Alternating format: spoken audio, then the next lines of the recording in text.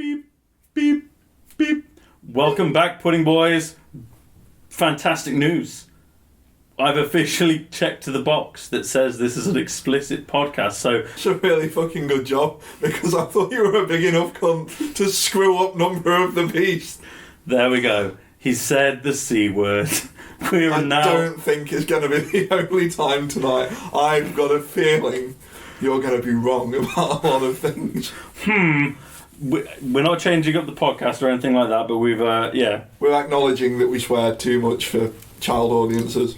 We have both just watched the Pokemon Legends Arceus trailer. And by we mean Blore and Naylor, the Pudding Boys. Oh, God, yeah. I'm Blore. I've already done it for you, dickhead. He's Naylor. God, I love being explicit content. I feel like I shouldn't have told him that we're explicit content. We've both just watched the Pokemon Legends Arceus trailer, the 13-minute gameplay trailer that Nintendo kindly gave us earlier this week. I think maybe Wednesday they dropped it. Because the game's coming out... It's Friday. Yeah. It's Friday today, yeah. Yeah. Well, it's Wednesday for the listeners, but it's Friday for us. It's a week ago then for you guys. Yeah. You've already seen it. They've seen it. The game's coming out, not next Friday... 2 weeks today. Yeah, 2 weeks tomorrow, I think. 29th. Or is it 28th? No, it's a week tomorrow if they're listening. No, it's a week in... It's the 28th. Yeah, it's coming out on the 28th. Is it coming out the 28th or the 9th? Yes. 28th. Yes is not an answer. I have some feelings about that trailer, but before I go into them, and before we share each other's bodies, before we share each other's feelings on the trailer,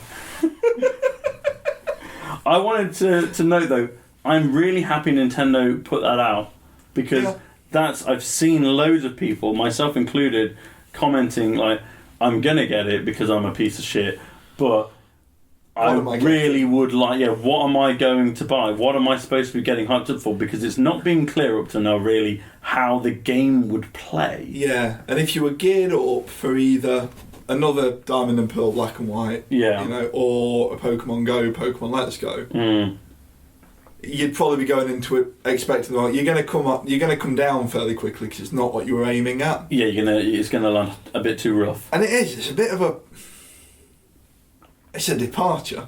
What would your... Yeah, it's a bit of a departure. I'm kind of happy about that, because Sword and Shield was better looking back at it. It was better looking back at it than I thought it was at the time. Because I actually did put a lot of hours into that. I played a lot of the competitive scene. I did quite well in the competitive scene for that one. My Horlucha Pinchurchin combo, that went down a storm. But I don't know how much longer I can go on. I think we've said this a few times. We went big on Black and White, which was, I would argue, probably the end of the traditional meta. I guess it's the last games of the traditional Pokemon. You didn't have Z moves. No Z moves, no... Megas. Yep. God damn, I hate Megas. No Gigantamax, which is slightly less bad than Megas. Gigantamax. If they would just get rid of the special forms, what are they called? The Gigantamax. They're Gigantamaxes. Yeah. If they just did Dynamax, not Gigantamax, I would have actually been pretty pumped for it, because I'm fine with new...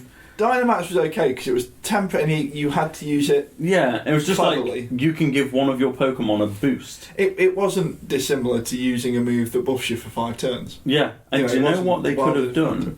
They could have just not acknowledged that it was a lore thing with this weird energy, and just done it as you as a trainer can psych up one of your Pokemon and just baked it in like that. I feel like it would have been a little bit more organic. It might have worked better. Smoother. Yeah, because it did feel a bit... Okay, no one's noticed this yet, but all of a sudden, all of your Pokemon were poof. Yeah, how did we go this long? Yeah. Why didn't Team Rocket or Team Galactic or Team Flare decide, let's bottle up some of that Oak was gigantic energy? Yeah, it's pretty smart, but he didn't realise that half of the Pokemon... He didn't see Wailord, so... Yeah, he had no idea that Wailord was there, trying to have sex with an Eevee. I think they're in the same egg group. They can't be in the same egg group.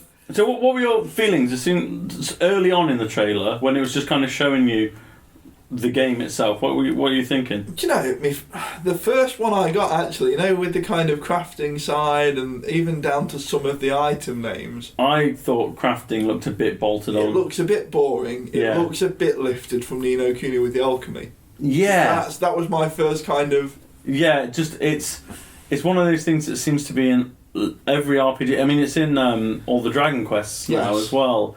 You just pick up items and craft them, and it's just a menu. And I feel like if we're putting crafting into games like this, it needs to be the aim of the game. Like Minecraft is actual crafting. Breeding was quite... It feels like an extension of breeding, kind of, I can see, because there was a mechanic and you could get something useful out of it. Yeah. This feels like one step further. And it feels I feel like it's one step backwards. No, I mean, like, in terms of amount of stuff. Oh, right, yeah. It feels like it's going to be boring. I'm going to put that on the table. You're going to just have to do it sometimes. You're going to great through it. You're going to have to find some kind of stupid berry. Yes. And it'll be on the tree at the other side of the map. And I would prefer just getting paid for my gameplay and then buying Pokeballs, to be honest. Yeah. You don't need to add crafting.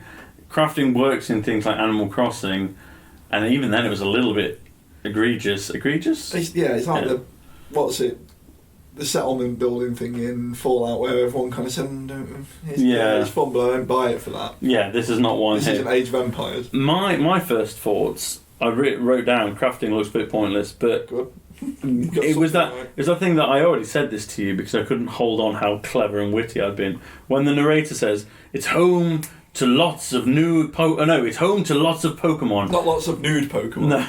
But it said, it's home to lots of Pokemon. There were 3 Bidoofs in the shot. In this entire valley, there were 3 fucking Bidoofs there. Yeah, lots of Pokemon. The graphics are still poor. The textures are poor. It depends what you're looking at it for. And there's texture popping as well in that trailer. If there's texture popping in your trailer, what's going to be in your game? That's worrying. I think the big fear that went into it, that it's going to come out as a halfway house. Yeah. And they're going to be patching it forever. They won't patch it. No. They won't patch that. But I don't really understand why it doesn't look very good, because yes, I know the Switch is underpowered, but it's stylized. It looks... But I was playing Okami on the Switch the other day. That kind of holds up a bit better. But like Mario Odyssey is gorgeous. Oh, it's incredible. And this doesn't even look as good as, say, like Breath of the Wild, which seems to be a similar... coasting on the It's like the Diamond and Pearl thing. We both said, when they announced that, yeah, could they have just I think they are any more? Yeah. And this... Yeah, it's one step along from Sword and Shield in terms of... It's definitely a step up, I think. But that's not saying much. Yeah, it's a little step. We've only just come on to, like, 3D sprites and that kind of thing. So they're definitely coasting on the Pokemon thing to not have to worry about how much it looks. Definitely. How good it looks. I did like the look of the entire, like, sneaking to catch or throw your Pokemon and then you battle. That looked cool. It did. And like having a normal traditional battle, I liked that. Convinced. I think you were about to get you kind of... What? I also kind of liked the idea of the agile strong and agile. However, there's a big fucking caveat there. I do like the agile and thing moves, and I think you could actually put that into, say, Sword and Shield's battles, and it would add another level. But do you need to say strong attack, agile attack, every fucking move? That's going to be boring. Yeah, I chose it. I don't need to see it. No, it's like, I think with a shit animation. In something you can turn the animations off. Oh, in all of these, you turn the normal battle animations off. But I hope you can just turn that animation off. Yeah, because if you're using it, you've probably figured out which one you're using and using it strategically. I'm kind of with you. It does feel like it might put on a bit of kind of... Just another, like abilities kind of did. Yeah. It's another one of those kind of... Another layer. Yeah. But it's not a pre-planning layer, it's an in-battle layer, which Pokemon doesn't have that much of. That's why I liked Dynamax. No, it's not what it's dynamic. Like, you've normally got a strategy that you're going with, and you desperately try and shepherd the other person to fall into that. Yes, yeah, it's more like trying to lure them into a trap. Yeah, you can't really be reactive, so... Yeah. I like the ride Pokemon. I like that you don't dress up in a fucking neon green bicycle helmet every time you strap yourself onto Machamp's big strong arms. The ride Pokemon don't make you look like a complete douche this time. No, I think it's nice that they don't put, they've kind of done, it feels like they've tried to grow up a little bit with the appearance. Yeah, I think with the visuals, yeah. Yes, yeah, with the style is growing up a bit. I do hope you can still use those Pokemon in battle, because I really, really like Basculegion. Yes. Like, I think he's fucking cool. He, depending on, like, usefulness and, over a bit of time I got to spend with this guy, I can see him making the top 10. I like him. I mean, he's an established good type. Yeah. So Jellicent is kind of staple in everything. Wait, Jellicent is Water Ghost. Water Ghost. Is Basculegion Ghost? Water and Ghost. Oh, I thought he was Water and Dark. No, he's Water and Ghost. Oh, okay. I'm still intrigued. Yeah. Water and Dark would have just been Sharpedo. Oh yeah, and Water Dark Fast is Sharpedo. Yeah. Greninja Dark. Yeah, Water and Dark, isn't he? No, it's just water. I think. Yeah, I think you're wrong. But really? You're wrong about a lot of things at the minute. So. Well, fuck you. I like that there's Jubilife City. That's really cool. That the main centre is Jubilife City, because in the original Diamond and Pearl games, that's the city that was like the clash of, oh, he is Water and Dark Fog. Yeah, he's just whipped open Pokemon Go to swear at me. That's the one where it's the... You were explicit, you were fucking dick, man. That's a cool type for a starter, actually. Oh, of course he's Water and Dark, because that's the gen where they've all got actually quite cool typings. Fire and Psychic, and Grass and Fighting. Yeah, that's the best thing about the X and Y starters. Jubilife City, I'm with you. That's cool. It's a nice little tie-in. It is a nice I think that's going to add a lot to it. The missions looks cool. Again, I don't know, the whole thing... Depending on how good the missions themselves are. Vibe, and that just screamed bounty board, which I enjoy. I'm in on the bounty board, but let's make it a little bit better than the ones that have the never-ending bounties. I didn't like that. Yeah, I need an objective that I can complete. And Oh man, I like Ni no Kuni. Yeah, I really like Ni no Kuni too. Yeah, I do. As well. Oh, we could do a section on that. I could wax lyrical on that. Yeah. I could wax myself over it as well. Mr. Drippy. I didn't like, let's go through some things I didn't like. The whole Alphamon thing, just make it stronger. Just make it a stronger Pokemon. It was like level 50. I know they go to 100, you dickhead. Make it level 100. Yeah. Don't make it big with glowing eyes, just make that a strong Pokemon. Did they not do something like that in Sword and Shield, though, where you got... They were pumped up. And you usually got better EVs or IVs from it. Yeah. You get like 3 max, don't you? Yeah. You get a pumped up one. I think it's fine. It's better than the ones where they were slightly bigger than in Alola. But I just feel like these ones being bigger with glowing red eyes, just make it a strong Pokemon, because some Pokemon are meant to be quite fierce anyway. If I see a Haxorus, he shouldn't need to be an alpha possessed to be... A baby an Axew is probably going to take your arm off if you're not paying attention. Yeah, so just make them a bit stronger. And also, by the same token, like an alpha Eevee. Yeah, and there's going to be some dumb ones. Like the costumes. Yeah. Didn't fucking like. Still no ginger hair. Yeah, but we've kind of been segregated for years. It's going to carry on. There's always shit like blue and purple before they finish all the real hair colours. Maybe we should just start listening to like teen goth rock albums and dye our hair black. No, I haven't got any. Oh yeah, I might. I'll dye my beard and listen to Pantera. Yeah, I'll get really into Cradle of Filth and just dye my hair. Yeah.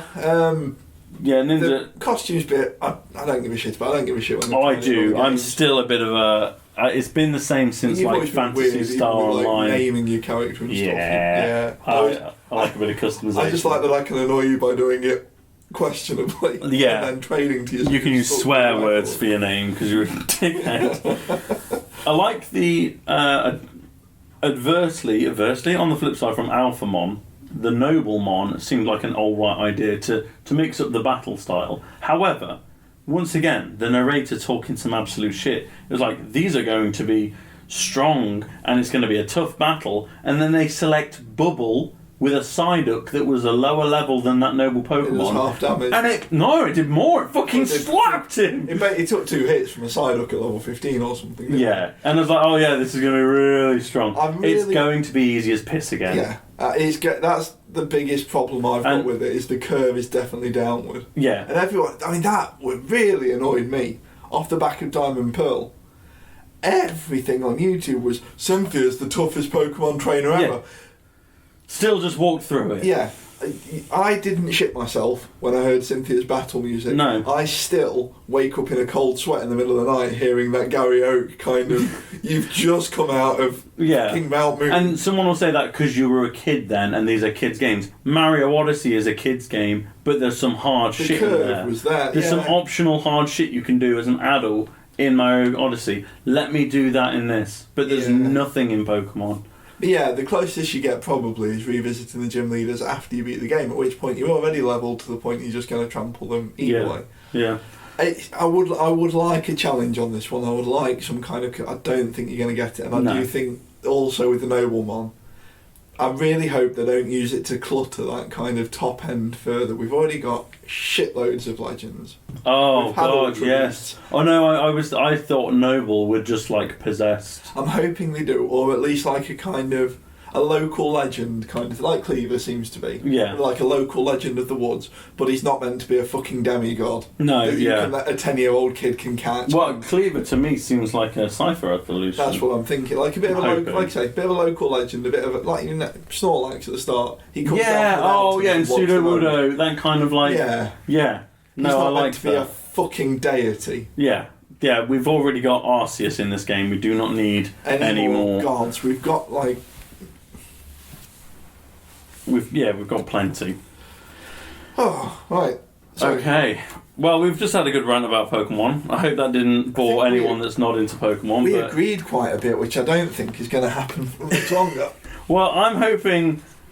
Well, I guess I'm hoping it doesn't because it makes for better content, but even though I said to you earlier, I'm going to skew it just to annoy you, I'm not really going to do that because that kind of defeats the purpose. No, I think you're just that bad at ranking albums. I think you're just a dickhead. Now, speaking of ranking albums, it's time, pudding boys and girls, for Numbers of the Beast. Welcome again to the Numbers of the Beast Pudding Boys audience. This segment of the show, Naylor and I have a good long listen to a classic album and rank each song on it out of 7 before averaging them out to create an album score and ranking them against the rest of that band's discography. Right now, we're working our way through the vast catalogue of Iron Maiden, and this week, it's The Number of the Beast. It's almost like this week inspired my name for the section. Yeah. Yeah. Right. So this one, surely this is a big one. We clashed a bit on the last two. In fact, we went opposites. Well, the last two is probably the reason why I had to start clicking the explicit thing. Yeah, we got a bit heated. We say the F word. I think you're going to fuck this one up. I know you're going to fuck this one up. You're going to be a hipster about the best. Yeah, let's get into it. You're right. What did you think for blah, blah, blah, blah, blah. What do you think of Invaders? I go it a 4. It's a good staple rocky Iron Maiden song. First time through. So I've listened to this album like 4 or 5 times this week. That's probably why you keep getting the rankings wrong. I've not had a lot of time. But I mean, like sat down and listened to it. I would have given it a 4 on the first time through. Subsequent listens to the starts getting really fucking annoying. It is a 2 for me now.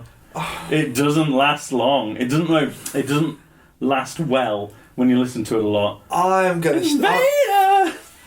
stick with the. It's a decent song with a little bit of slap to it. It's a bit. I can see why it's fun. I think I was musical. Like you probably enjoy the fact that it sounds like shit.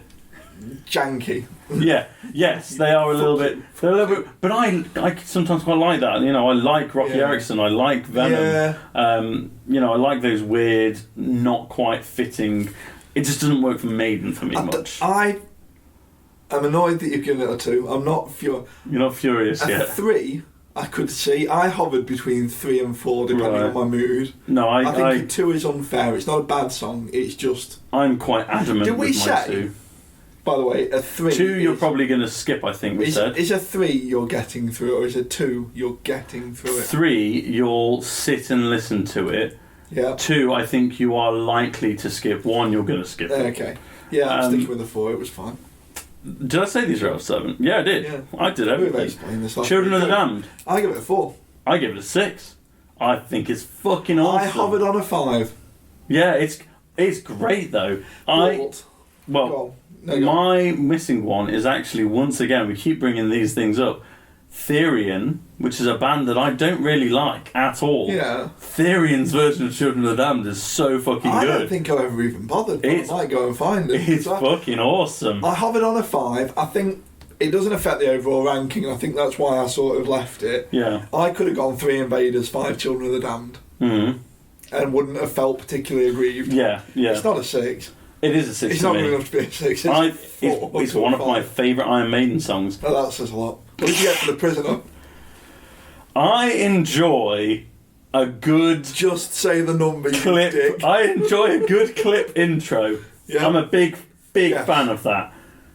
Why is it so quiet? Is it the 2015 remaster's fault that this is dead quiet? No, it's the same on numbers of the beat. Quiet. Okay. The song is not very good. You're a fucking idiot. It's a 6. It's a 3. It's a 6, you dickhead. Do you know why it's a 3? Because I kind of like The Prisoner, the show, more, but I don't like this song. Fuck you. And that's a clip straight from the show. I love that you tick the box because, it's a 6. It's that chorus is fucking, that's peak Bruce. Nah. It's that long... What is the chorus? Not a prisoner, I'm not going to try to sing it. God, yeah. I'm a prisoner. Yeah. Nah, it's a 3. You're more... What's Acacia? Acacia... I've put it down as a 4, but I feel like I might have given it too much. You were generous. I was a 3 hovering on a 2. Yeah, I'm not going to change it now because it's set. The first half of Acacia Avenue is fine, and it's a 3. The overstated welcome. Stop it halfway through. It's, the bit where he gets to the you're packing your bags, you're coming. I was like, fucking hell. Acacia Avenue is popular because teenagers think it's funny because it's a about little bit sex. edgy. Yeah. However, and I did my research, £50. 15. 50, doesn't he say? 15. Oh, okay, then I've not done my research. Because I was thinking, that's £188 in modern money. That's a lot of money. 15. 50. It is 15, is it? Okay, okay. It's still more than the song is worth. It's not a good song. Well, that's a much better rate for a prostitute, I imagine. It sounds like she gets the work through.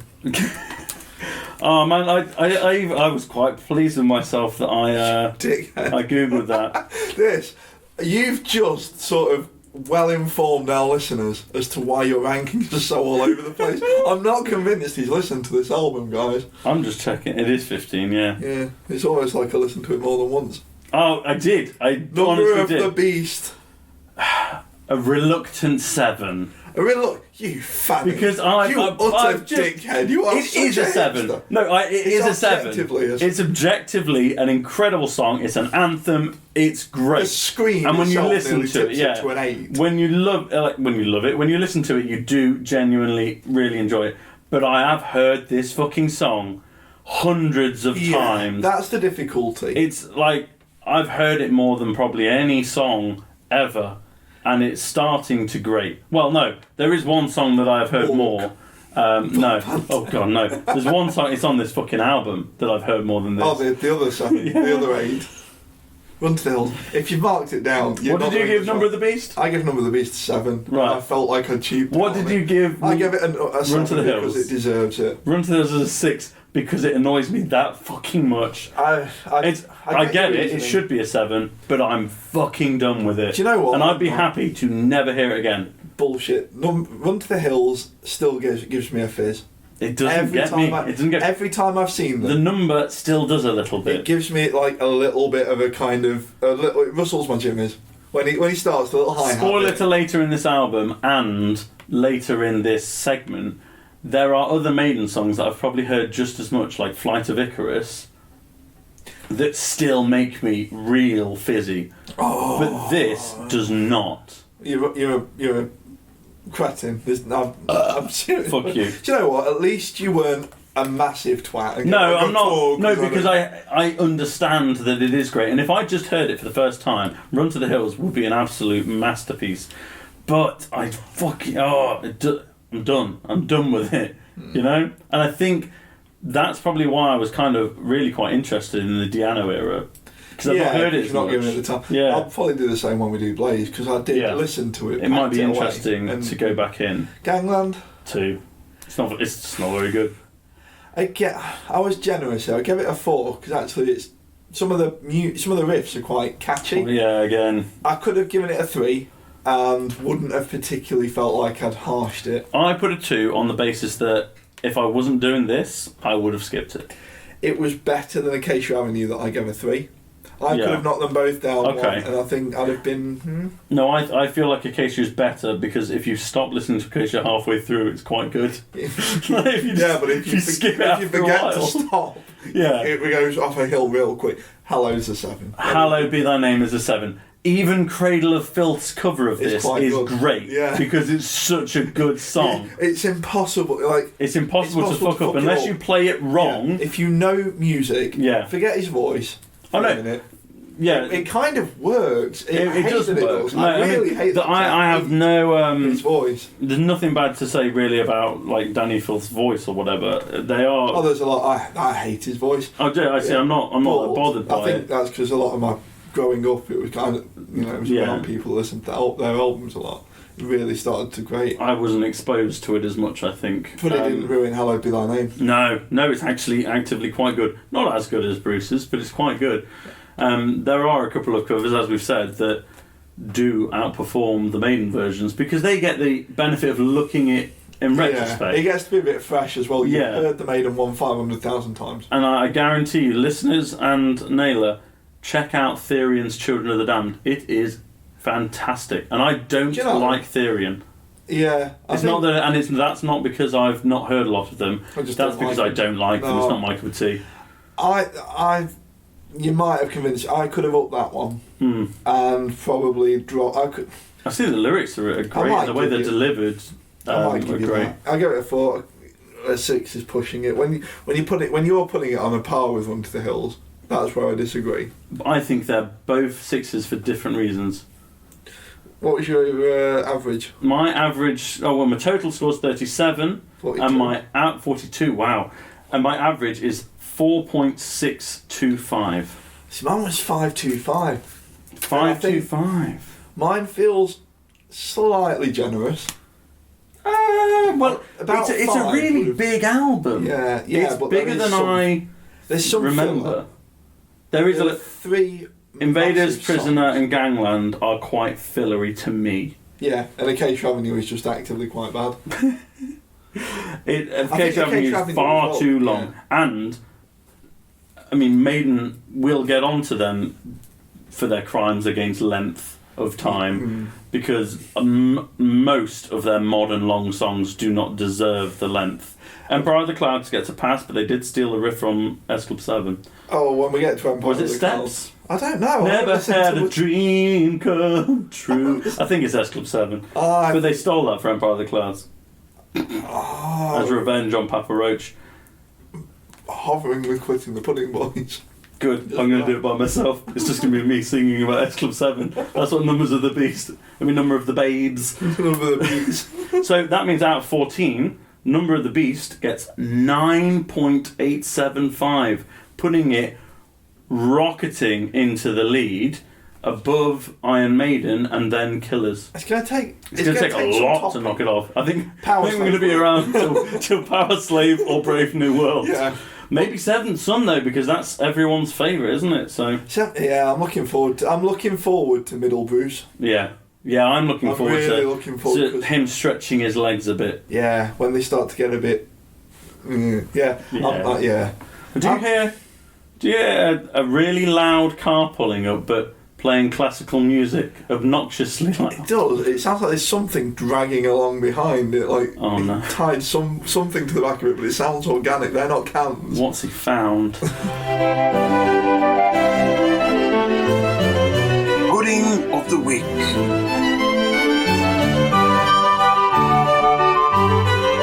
Welcome back, fellows! It is I, Thomas Lethbridge, and once again I am here to bring you Pudding of the Week, the segment of the show where we learn a little about a delicious dessert from around the globe, and Naylor ranks it on a scale of his choosing.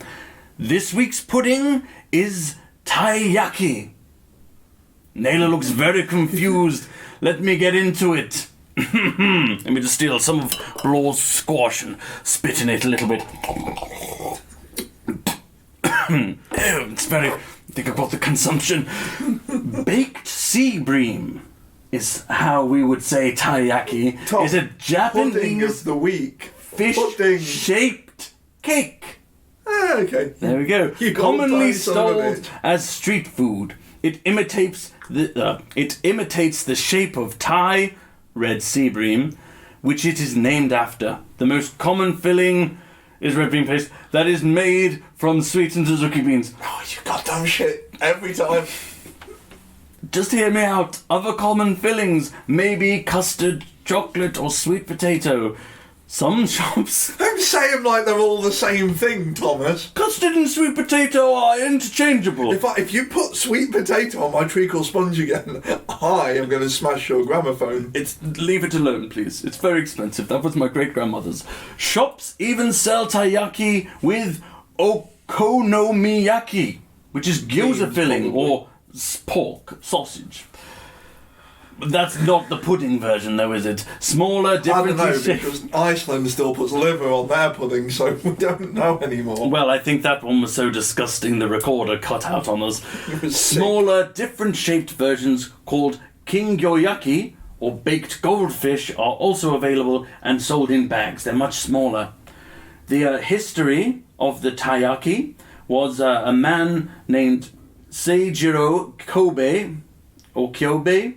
I'm not sure, my Japanese is a little rusty, I've never been, was having trouble selling his taiyaki, so he decided to bake the cakes into fish shapes resembling sea bream.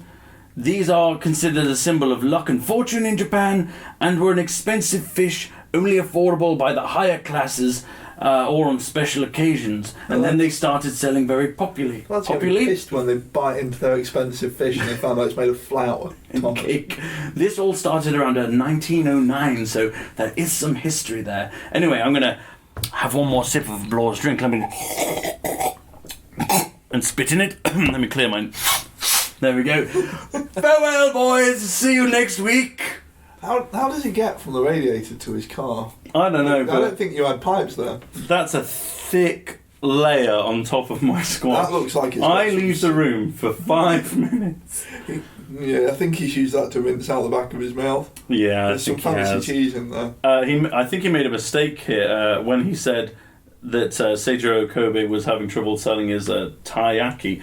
He was having trouble selling his imagawayaki, which is why he then made them into taiyaki. Let's not tell Tom he was wrong, because he'll be pissed. Yeah, he'll smash one of your windows if you correct and him. I can't afford that. This is a low-budget podcast. Yeah, he can. What's the scale for this week? Okay, so as usual, the scale has no bearing on, good or bad. Yeah, obviously. I've gone for the 3 stages of demonic possession. Oh, that sounds like something a Wiccan would look up on their Tumblr. Watching, what they call The Craft? The other one, The Conjuring. The Conjuring. Oh, yeah, the horror films. Yeah. I think I've seen some of them. Yeah, they're okay. The 3 stages, and one of these stages? Manifestation and infestation. Is that the least egregious? The demon creeps in and you kind of asks if they can chill out for a bit. Oh, he just kind of wants to hang out. Then oppression. They start kicking the shit out of you. Right. Oppression is basically like Thomas is a demon. I think we're fairly well established now, and he's oppressing us. I'm hopeful that he's still just a Victorian gentleman with magic powers. The Victorian era was 120 years ago. He's an ancient demon, and he lives in your plumbing. Yeah, the layer of spit on your drink kind of suggests that he's oppressing you. Stage 3 is full possession. Typically, the person affected will have little to no self-worth, will, or faith left. Kind of like you after we've picked apart your rankings of the Number of the Beast. I feel like you've cleverly disguised this week's ranking to just take more jabs at me than usual. Kind of hovering it between that and trying to convince you that there is in fact a ghost in your house. Oh, god damn it. He's here. He's oppressing you. Those knockings on the wall late at night, they're him. Fuck you. I'm so glad you took the explicit content. Yeah. This is it now.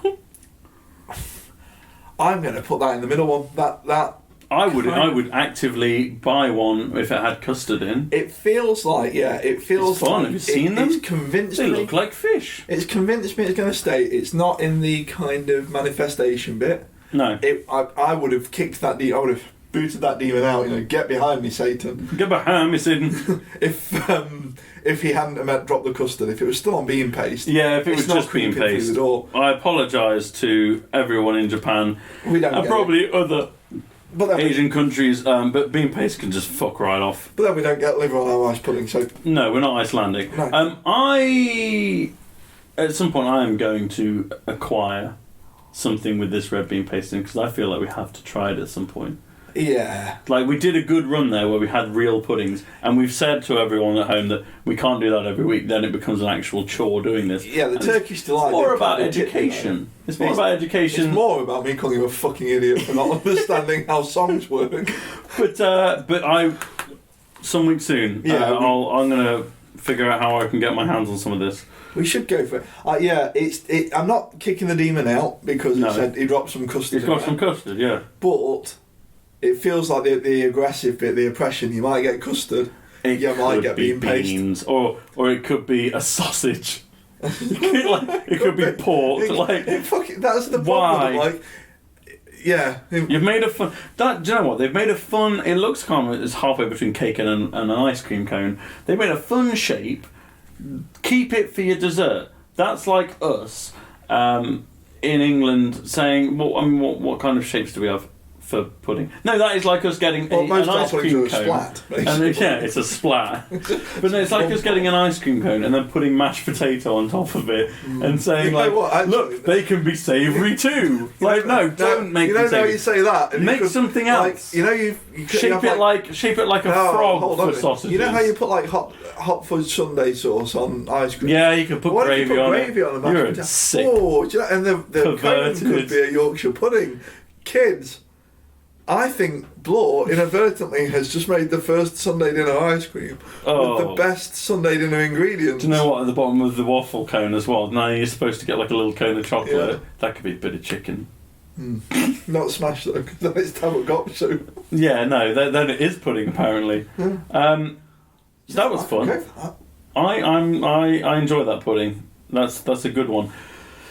Right, it's almost time to say goodbye to everyone. We're edging ever closer to that we've rambled on number. So where can people find the Pudding Boys? We're available on YouTube on the channel Pudding Boys. Hit subscribe and leave us a comment on there. We can also be found on Apple Podcasts, which is iTunes, Spotify, Audible, Amazon Music, Google Podcasts. And they have actually been starting to be on time on Google Podcasts. That's great for them. Yeah, they'll hear us and then they'll stop us. And we now have Instagram, which is a fun place to check out the weird piece of artwork that I get to create for every episode. It got really dark last week. Last week's was weird. If you listen and you don't see the cards, go check out last week's Killers and Livers because... Yeah. I thought that was one of my best. Let us know what song starts playing in the back of your head when you look at the card. Dun dun. Yeah. Dun dun dun. Dun dun. Meow meow meow meow meow meow. Very synthy.